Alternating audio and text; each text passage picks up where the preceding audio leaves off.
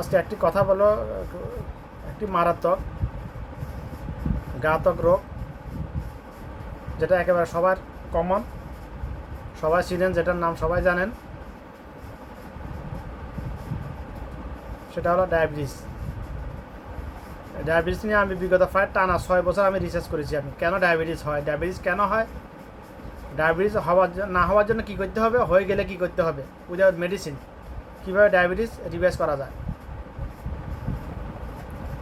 বিভিন্ন আর্টিকেল থেকে মাধ্যমে বিভিন্ন বাংলাদেশ নিয়ে পাকিস্তানের যারা যে সকল ডাক্তার মানব কল্যাণমূলক কাজ করে, মানে মানুষ সুস্থ থাকার জন্য, মানুষের জন্য কাজ করে, তাদের মাধ্যমে এবং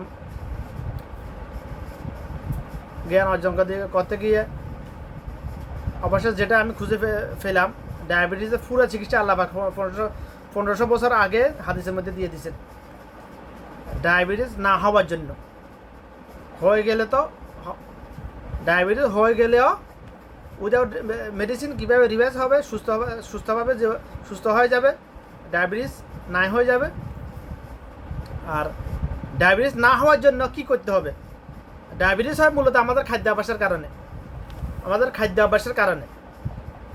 ডায়াবেটিস মানে কি, ডায়াবেটিসের অল্টারনেটিভ শব্দ হলো সুগার, ইংরেজি শব্দ হলো সুগার। সুগার মানে কি, চিনি কোথা পাওয়া যায়, যে কোনো মিষ্টি জাতীয় খাবার থেকে, মিষ্টি জাতীয় পানীয় থেকে চিনি কোথা পাওয়া যায়, যে কোনো মিষ্টি জাতীয় খাবার থেকে, সুস্বাদু টেস্টি খাবার থেকে। শুধু মিষ্টি হলে যে চিনি পাওয়া যায় এরকম না, যে কোনো টেস্টি যে কোনো খাবার থেকে, মিষ্টি জাতীয় পানীয় থেকে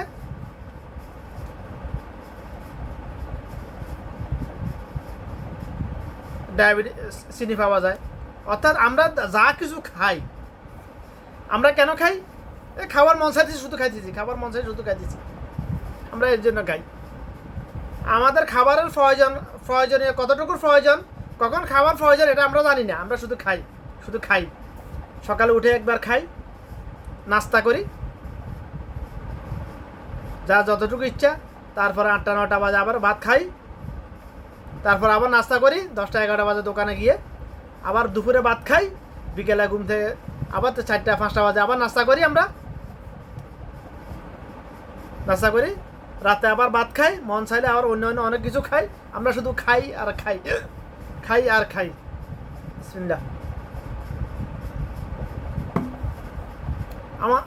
আমরা আমাদের খাবারের প্রয়োজনীয় কতটুকু এটা জানি না, লিমিট কতটুকু এটা জানি না, সুষম খাবার কি কোনটা এটাও জানি না। যা মুখের স্বাদ লাগলে হলো আমরা খাবো, শুধু খাবো।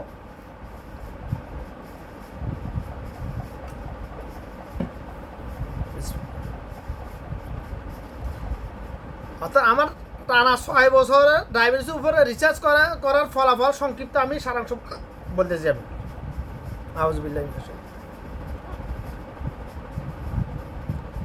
ডায়াবেটিস হওয়ার মূল কারণটা হলো, আমি বিগত 4 মাস আগে এটা পুরো চিকিৎসা নিয়ে আমি কয়েকটা ভিডিও করেছি, আমি কথা বলেছি। আমরা ডাক্তার হোম একটা চ্যানেল এর মধ্যে ওগুলো দিয়েছি, আমি আরবি ভাষায় করেছি আমি প্রমাণিতের জন্য।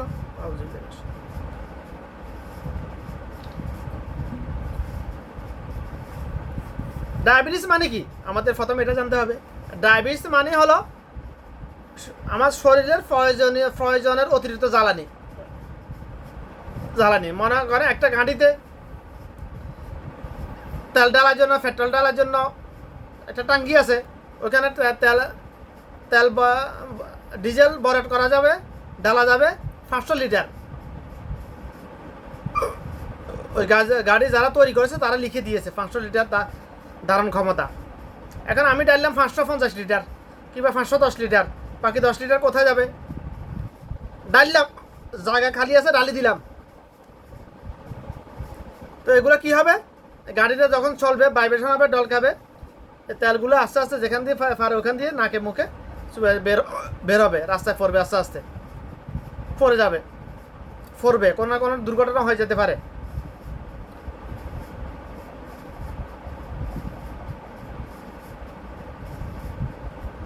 এখন গাড়ির টাঙ্কিতে আমরা অতিরিক্ত তেল ঢেলেছি, ওটা ফোড়ে গেছে, নাকে মুখে না মুখ বন্ধ থাকলেও ফোড়তে পারে, একটু একটু ফোড়ার সম্ভাবনা ফোড়ে। কিন্তু আমি যে আমার দৈনিক যতটুকু চিনি খাওয়া দরকার, ক্যালোরির প্রয়োজন, আমার কার্বোহাইড্রেট খাওয়া প্রয়োজন, গ্রহণ করা প্রয়োজন, তার অতিরিক্ত যেটা খাই আমার ফ্যাট থেকে তো বের হওয়ার সুযোগ নাই। অর্থাৎ আমার প্রয়োজন দৈনিক 1800 ক্যালোরি গ্রহণ করা। মনে করেন আমার দৈনিক আমি খাই, আমার প্রয়োজন গাড়ি যেরকম চলার জন্য তেল প্রয়োজন, আমারও চলার জন্য, শক্তির জন্য, এনার্জির জন্য চিনির প্রয়োজন, সুগার। অর্থাৎ আমরা যা কিছু খাই তার থেকে দুইটা জিনিস উৎপন্ন হয়, একটা হলো চিনি, এটা হচ্ছে শরীরের প্রয়োজনীয় জ্বালানি, আর একটা হলো ব্লাড। আর বিভিন্ন কেমিক্যাল উৎপন্ন হয় ওখান থেকে, ক্যালসিয়াম, ম্যাগনেসিয়াম, পটাশিয়াম, বিভিন্ন অনেক রকম ক্যালসিয়াম আছে। মূল উপাদানগুলো হলো এই দুইটা উপাদান, সুগার আর ব্লাড। এটা সুগার আমার প্রয়োজন দৈনিক মনে করেন 500 গ্রাম চিনি খাওয়ার। আমি যদি দৈনিক 100 গ্রাম বেশি খাই, 600 গ্রাম করে খাই, 100 গ্রাম কোথায় যাবে? 100 গ্রাম তো আমার গাড়ির টাঙ্কির মতো ফটে যাওয়ার সুযোগ নাই। তো বাড়তি 100 গ্রাম সুগারকে আমার ব্রেন কী করবে, এটাকে চর্বিতে কনভার্ট করে পুরুষের ফ্যাটে, নারীদের হিপে, পুরুষের ফ্যাটে চামড়ার তলে এটাকে স্টোর করে। কেন স্টোর করে? কখনো যদি দুর্ভিক্ষ লাগে, যদি আমি অনেকদিন খানা না পাই, যেরকম ফিলিস্তিনে ওরা খাবার না পাওয়ার কারণে অনেক এত বছর টানা 6 মাস 1 বছর কীভাবে বেঁচে আছে, পানি খেয়ে, গাছের লতা পাতা খেয়ে। ওই কারণে ওই যেটা স্টোর ছিল প্রয়োজন অতিরিক্ত জ্বালানি, যেটা চর্বিতে কনভার্ট করেছে ব্রেন দুর্ভিক্ষের জন্য, ওটা কাজে লাগিয়ে ওরা জীবিত ছিল। যারা যে মারা গেছে তো হয় সরে গেছে। তো ব্রেন কি করবে, এটাকে চর্বিতে কনভার্ট করে আমার ফ্যাটে, পুরুষের ফ্যাটের চামড়ার নিচে এটাকে স্টোর করবে, জমা করবে। করতে করতে পৃথিবীতে এমন একজন রোগী, ডায়াবেটিসের রোগী দেখাতে পারবে না যার ফ্যাট বের হয় নাই। এরকম যার ফ্যাট বের হয় না কিন্তু ডায়াবেটিস হয়ে গেছে, এরকম একটাও মানুষ দেখাতে পারবে না পৃথিবীতে। কারণ ডায়াবেটিস হওয়ার মূল কারণটা হলো প্রয়োজন অতিরিক্ত জ্বালানি শরীরে ঢুকানো, ওই যে তেল, সুগার, চিনি, যে কোনো খাবার আর কি, খাবার হজম হলে চিনি উৎপন্ন হয়।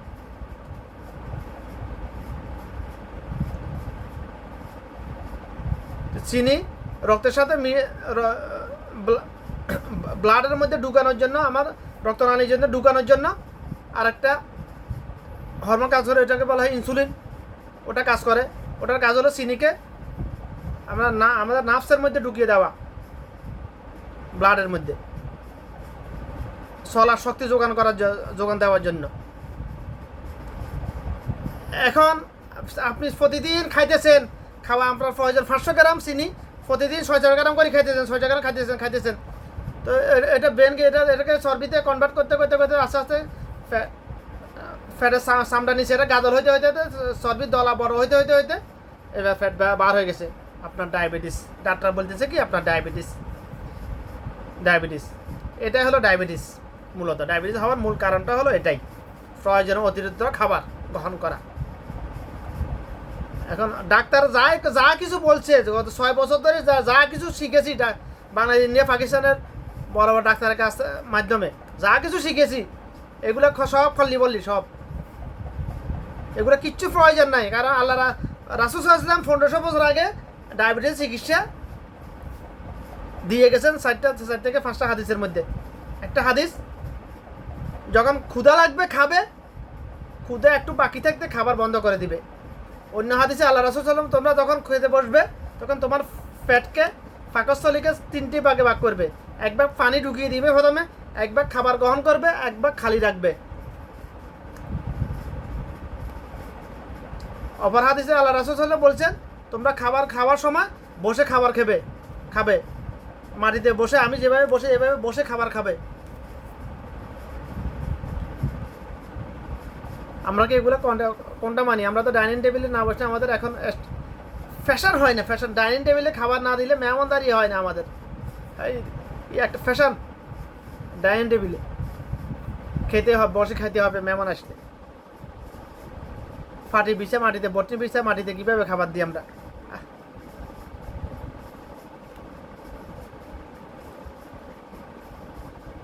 তো এই কয়েকটা হাদিসের ব্যাখ্যা দিতে গেলে অনেক সময় লাগে। আমি সঙ্গে শুধু হাদিসগুলো বলে যাইতেছি এই জন্য। অন্য হাদিসটা আমাদের আয়েশা সিদ্দিক রাদিয়াল্লাহু বলে বর্ণনা করেছেন। আল্লাহ রাসূল সাল্লাল্লাহু আলাইহি ওয়াসাল্লাম আমাদের আয়েশা সিদ্দিক রাদিয়াল্লাহু সাথে দুইবার দৌড় প্রতিযোগিতা করেছেন। প্রথমবার আমাদের আয়েশা সিদ্দিক রাদিয়াল্লাহু ফার্স্ট হয়েছেন। পরের বার কিংবা কয়েক বছর পরে রাসূল সাল্লাল্লাহু আলাইহি ওয়াসাল্লাম ফার্স্ট হয়েছেন।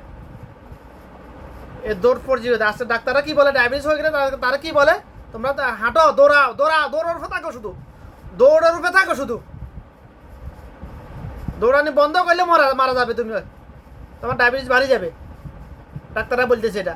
আর আল্লাহ রাসূল সাল্লাল্লাহু আলাইহি ওয়াসাল্লাম 1500 বছর আগে বলে গেছেন, তোমরা দৌড়াও নিয়মিত, প্রতিদিন নির্দিষ্ট সময় দৌড়াও, যে যতটুকু পারো দৌড়াও। ওটা উনি দৌড়াইছেন ওটা না, ওটা উম্মত মুহাম্মাদের জন্য এটা মেসেজ। এটা তোমরা দৌড়াও, প্রতিদিন সুস্থ থাকার জন্য নিয়মিত দৌড়াও, নির্দিষ্ট পরিমাণ 15 মিনিট, 20 মিনিট, আধা ঘন্টা, 1 ঘন্টা, যে যতটুকু পারো দৌড়াও। তো দৌড়ানোর সাইন্টিফিক ব্যাখ্যা দিতে গেলে আমার অনেক সময় লেগে যাবে, এই জন্য ওইদিকে গেলাম আজকে।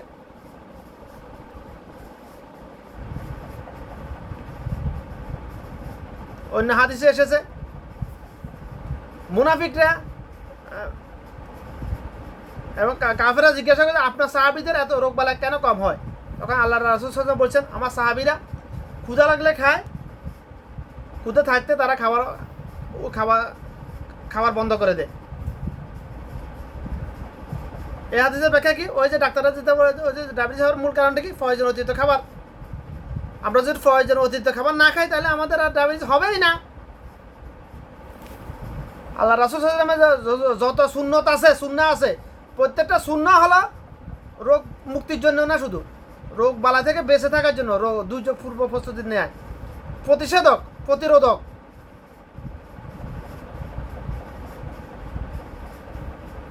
আমরা আফসোসের বিষয়ে আমরা আজকে মুসলমান সুন্নাহকে এই বলে অবহেলা করি। এটা তো সুন্নাহ মানলে সওয়াব নেকি পাবো, না হলে তো গুনাহ নাই, পারলি। এই জন্য আমরা আজকে এই অবস্থা। তো ডায়াবেটিস যাদের হয়ে গেছে, আশা করি কথাগুলো মনোযোগ দিয়ে শুনবেন। যাদের হয় নাই, যারা কথাগুলো শুনবেন, আপনার পরিবারের আত্মীয় স্বজনের মধ্যে যাদের ডায়াবেটিস, তাদের কাছে কথাগুলো পৌঁছে দিবেন ইনশাল্লাহ। বিনিময় আল্লাহর কাছে পাওয়ার আশা করে। কারণ যার ডায়াবেটিস হয়ে গেছে সে বুঝতে পারে কী অবস্থা তার। আমি মনে করি ডায়াবেটিস ক্যান্সারের চাইতেও মারাত্মক মনে করি আমি। ক্যান্সারের চাইতেও মারাত্মক মনে করি। কারণ ডায়াবেটিস যার হয়, তার শরীরের সকল কর্মক্ষমতা নষ্ট হয়ে যায়। ডায়াবেটিস যার হয়, সে যদি সে লাইফ স্টাইল দ্বারা তার রিভাইজ না করতে পারে, তাহলে তার শরীরের সকল রোগ প্রতিরোধক ক্ষমতা নষ্ট হয়ে যায়। যার হয়ে গেছে তা সে বুঝতে পারে এটা। আমি শুনে কথা বলছি, আমি এগুলো নিয়ে অ্যানালাইসিস করি এবং অনেক মানুষের জীবনে বৃত্তান্ত অ্যানালাইসিস করে কথাগুলো বলতেছি আমি। হয়তো আমি 10-20 মিনিটের মধ্যে কথাগুলো বলে ফেলেছি, কিন্তু এগুলো নিয়ে আমি টানা প্রায় 6 বছর আমি এগুলো নিয়ে অ্যানালাইসিস করেছি আমি। তো যারা মানলে ফজিলত পাবেন, এগুলার না মানলে কিছু না, আমার কিছু আসে না। মানলে ভালো।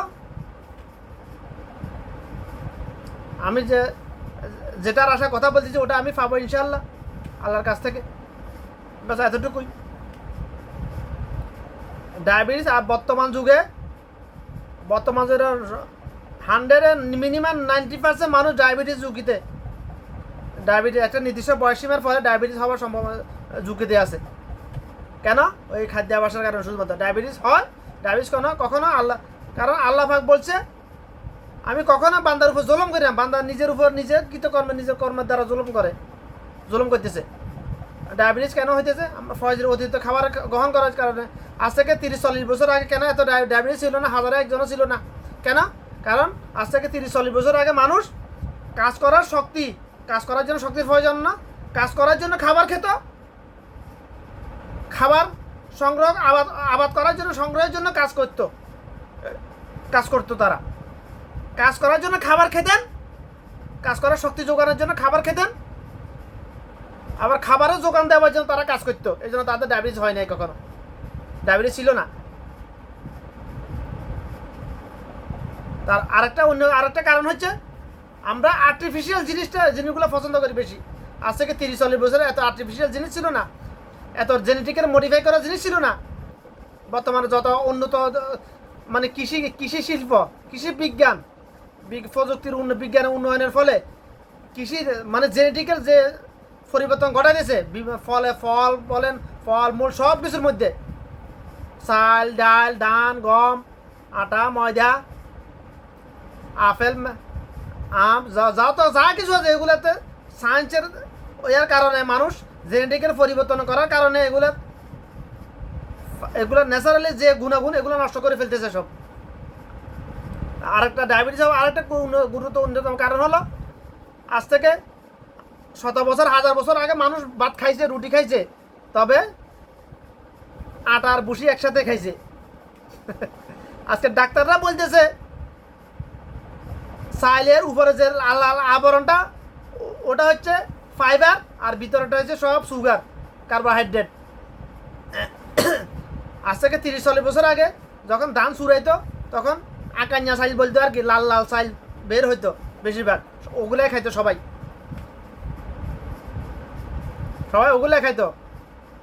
এখনো পাওয়া যায় ডেকি ভাঙ্গা চাল, তবে দাম অনেক বেশি, 100 টাকার উপরে কেজি, কিলো 100 টাকার উপরে। তাহলে দেখুন কিভাবে কেন ডায়াবেটিস হইতেছে। ডায়াবেটিস হওয়ার অনেকগুলো কারণ আছে, খাদ্যাভ্যাসের কথা তো বলছি, আর অন্যতম একটা কারণ হলো ফ্রেশ আটা আর পলিশ করা চাউলের কারণে ডায়াবেটিস হইতেছে। আফসোসের বিষয় আমাদের বাড়ির আশপাশে অনেক লোক কৃষিকাজ করে, ধান চাষ করে, কিন্তু ধানগুলা বিক্রি করে, নিজের ঘরের ভালো ধানগুলা বিক্রি করে বস্তার চাল কিনে খায়, পলিশ করা মোম দিয়ে পলিশ করা বস্তার চাল কিনে খায়। ডায়াবেটিস হবে না? কার হবে? লাল চাল কিনলাম অনলাইন থেকে, অফলাইন থেকে, ঘরে কেউ খাবে না, আমার জন্য ফাঁকাইতেও রাজি নাই কেউ, অল্প। কেন লাল চাল খাইলে ডায়াবেটিস হবে না? কেন লাল আটা খাইলে ডায়াবেটিস হয় না? কারণ আপনি যত খাওয়ানোওয়ালা গেলে লোক হোক না কেন, লাল আটা দিয়ে রুটি বানাইলে আপনি 1 থেকে 2টার বেশি খেতে পারবেন না ভাই। আপনি যত খাওয়ানোওয়ালা লোক হোক না কেন, লাল চালের ভাত খাইলে আপনি 1 প্লেটের বেশি খেতে পারবেন না, আপনার নিচের দিকে নামবে না ভাই। অল্প খেলে আপনার পেট ভরে যাবে, অল্প খেলে কয়েক লোকমা খেলে আপনার পেটে ভরে যাবে। আপনি খাবেন কীভাবে? আর সম্ভব না খাওয়া, কোনো অবস্থাতে খাওয়া সম্ভব। বিরিয়ানি গোস্ত দিই 1 পা চাল 1 কেজি মাংস দিয়ে যদি বসা হয়ে যায়, তারপর আপনি 1 পা চাল খেতে পারবেন না।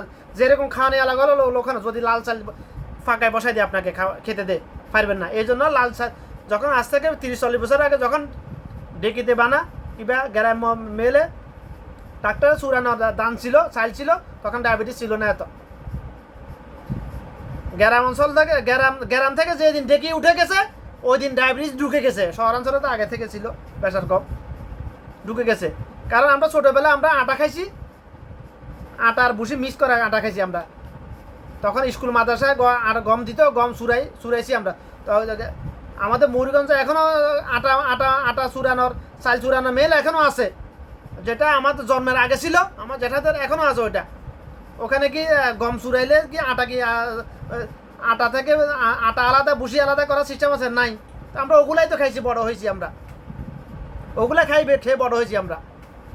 কিন্তু মানুষের জাহেলিয়াত দেখুন, মানুষের কত বড় মূর্খ গাদা।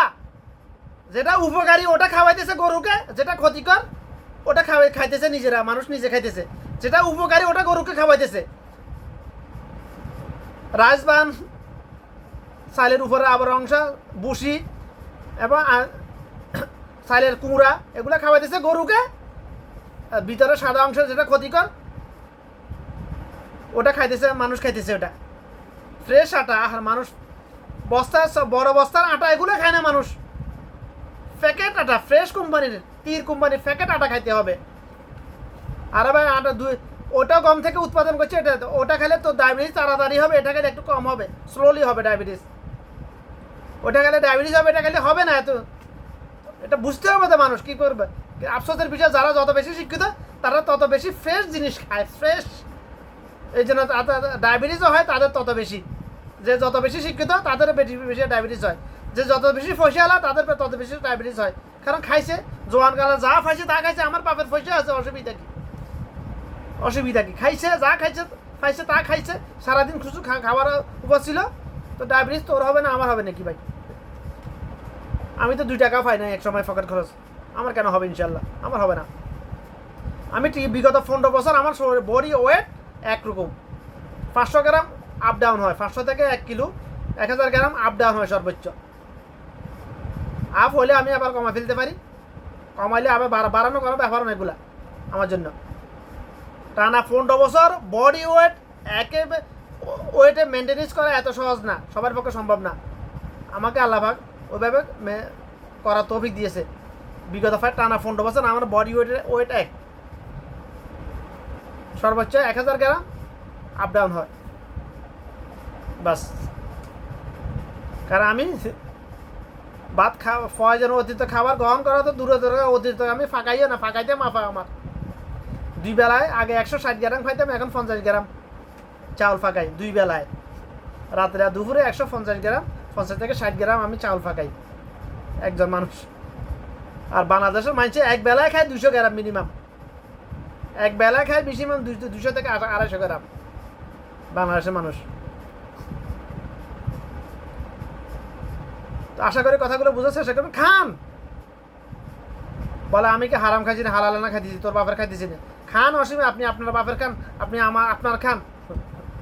রিজিক নিয়ে অ্যানালাইসিস, রিজিক নিয়ে যে কথাগুলো আল্লাহ পাক বলেছেন কোরআনে এবং হাদিসে, ওটা নিয়ে অ্যানালাইসিস করে যেটা বুঝতে পারলাম ডায়াবেটিস সাথে মিলে গেছে। এটা ডায়াবেটিস সাথে মিলে, যাদের ডায়াবেটিস হয়, ডায়াবেটিস হওয়ার যে কারণগুলো আছে, এবং রিজিক নিয়ে যে কথা, যে মানুষের রিজিক ফিক্সড, রিজিক নিয়ে যে কোরআন আয়াতগুলো আছে, হাদিসগুলো আছে, এগুলো নিয়ে মোশাক্কেল করে দেখলাম যেন এটা অনেক লম্বা ঘটনা, বলতে গেলে অনেক সময় লাগবে, ওইদিকে গেলাম না আমি।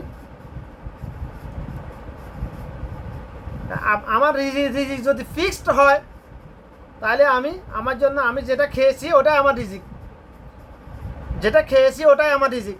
তাহলে আমি যদি কম খাই, আমি দুনিয়াতে বেশি দিন সুস্থভাবে বেঁচে থাকতে পারবো ইনশাল্লাহ। যদি আমি প্রয়োজন অতিরিক্ত খাই তাহলে আমার হায়াতটা কম পাবো, আমার হায়াতটা কম পাবো। মানুষের হায়াতও ফিক্সড, রিজিকও ফিক্সড, তবে হায়াত বাড়েও কমেও। খাদ্যাভ্যাসের মাধ্যমে বাড়ে কমে, ইবাদত আমলের মাধ্যমে বাড়ে কমে, এই 2টা উপায় আছে হায়াত বাড়ানোর কমানোর। রিজিক ফিক্সড, আমার রিজিকে যা লেখা আছে তার একটি দানা খাওয়ার আগে আমার রুহ আল্লাহ পাক আমার দেহ থেকে বের করবে না। আল্লাহ পাকের হুকুম ছাড়া তো রুহ দেহ থেকে বের করার ক্ষমতা নেই কারো, আজরাইলেরও ক্ষমতা নেই।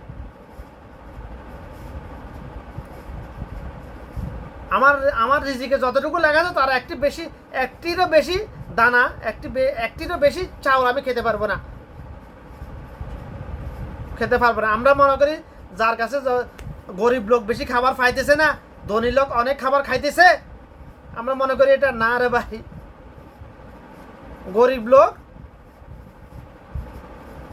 গরিব লোক সুস্থভাবে অনেকদিন বেঁচে থাকতে পারে, বেঁচে থাকে, আর ধনী লোক অসুস্থভাবে নির্দিষ্ট সময়কাল বেঁচে থাকে, লম্বা হায়াত পায় না বেশিরভাগ। মারা তো সবাই যায়, গরিব লোক মারা গেলে বলে ভাই হায়াত শেষ হয়ে গেছে মারা গেছে, আর ধনী লোক মারা গেলে বলে হৃদরোগের ক্রিয়া বন্ধ হয়ে মারা গেছে। আরে হারাম জাদা জাহেলে দল, হৃদযন্ত্রের ক্রিয়া বন্ধ হয়, হৃদযন্ত্র মানে কি হার্ট মারা গেলে তো হার্টের সিস্টোলিক ডায়াস্টোলিক এমনিতে বন্ধ হয়ে যাবে ভাই। মারা গেলে রুটা বের হওয়ার সাথে সাথে সব কিছু এমনিতে সব ক্রিয়া বন্ধ হয়ে যাবে। হৃদযন্ত্রের ক্রিয়া বন্ধ হয়ে মরবে না, কে মরবে? কিভাবে মরে মানুষ? ডাক্তাররা বলে হৃদযন্ত্রের ক্রিয়া বন্ধ হয়ে মারা গেছে। এটা ধনী লোকের ক্ষেত্রে। আর গরিব লোক মারা গেছে এতে উন্ডুসকে মারা গেছে, এতে সাম্বার কামড়া মারি গেছে, এতে হায়াত শেষের জন্য মরে গেছে, ক্যান্সারে মারা গেছে, গুড়ি হয়ে মারা গেছে। গরিব লোক মারা গেলে গুড়ি হয়ে মারা যায়, আর ধনী লোক মারা গেলে হৃদযন্ত্রের ক্রিয়া বন্ধ হয়ে মারা যায়। কি করবে, জাহেলিয়াত মানুষের এগুলো সব। তো কথা আর লম্বা করলাম না। আসলে অল্প অল্প সময়ের মধ্যে তো একটা বিষয় একে পরিপূর্ণভাবে বোঝানো সম্ভব না। আর যেহেতু আপনাদের এত ধৈর্য নাই শোনা, কারণ মানুষ টিকটক বানায়, মানুষ দুনিয়া বিষয় বিষয় দুনিয়ার হায়াতও সংক্ষিপ্ত, দুনিয়া বিষয়ে কথা বলা যায় সংক্ষেপে। আখিরাতের শুরু আছে শেষ নাই, আখিরাতের বিষয়ে কথা বলতে গেলে শুরু আছে শেষ নাই, হয় না। সংক্ষেপে বোঝা সম্ভব নয়, বলা শেষ হয় না কখনো। ডায়াবেটিস নিয়ে কথা বলতেছি যেহেতু দুনিয়াবি, তারপরে এখানেও আখিরাতের বিষয় আছে। আপনি সুস্থভাবে বেঁচে থাকলে তো আপনি বেশি বেশি ইবাদত করতে পারবেন ভাই। হ্যাঁ, আপনি সুস্থভাবে বেঁচে থাকলে তো আপনি বেশি বেশি ইবাদত করতে পারবেন। আপনি যদি অসুস্থ হন, আমরা কোথাও নিলেও ব্যস্ত থাকবেন আপনি। তো কথা লম্বা করলাম না, আশা করি কথাগুলো বোঝার চেষ্টা করবেন, নিজে মানবেন, অন্যকে মানার জন্য উদ্বুদ্ধ করবেন ইনশাল্লাহ। এখানে যেহেতু কারো গায়ে চুলকানি শুরু হওয়ার মতো কোনো কথা নেই, জন্য এটা পার্সোনালি শেয়ার করতে পারবেন ইনশাল্লাহ কথাগুলো।